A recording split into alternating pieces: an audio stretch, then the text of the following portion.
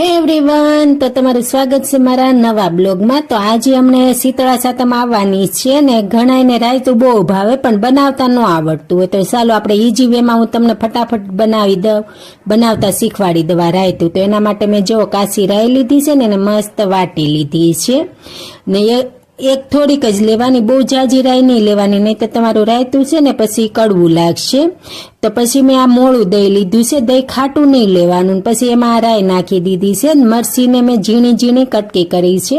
તમે મરચીની જગ્યાએ મરચાઈ નાખી શકો, જો તમારે બહુ તીખું ન ખાવું હોય તો તમે મરચાં નાખી શકો। પછી જીરું ને મીઠું, લીલા મરચી, લીલા ધાણા, દાડમના દાણા બધું મિક્સ કરી દેવાનું છે ને ફ્રીજમાં મૂકી દેવાનું છે, પછી ઢેબરા સાથે સર્વ કરવાનું છે। તો તમને અમારું રાઈનું દહીંવાળું રાયતું ગમ્યું હોય તો મારી ચેનલને સબસ્ક્રાઈબ કરજો। મળશું નેક્સ્ટ વિડીયોમાં। હે એવરીવન, તો તમારું સ્વાગત છે મારા નવા બ્લોગમાં। તો આજે અમને શીતળા સાતમ આવવાની છે ને ઘણાયને રાયતું બહુ ભાવે પણ બનાવતા ન આવડતું હોય, તો ચાલો આપણે ઈજી વેમાં હું તમને ફટાફટ બનાવતા શીખવાડી દવા રાયતું। તો એના માટે મેં જો કાચી રાઈ લીધી છે ને એને મસ્ત વાટી લીધી છે ને એક થોડીક જ લેવાની, બહુ જાજી રાઈ નહીં લેવાની, નહીં તો તમારું રાયતું છે ને પછી કડવું લાગશે।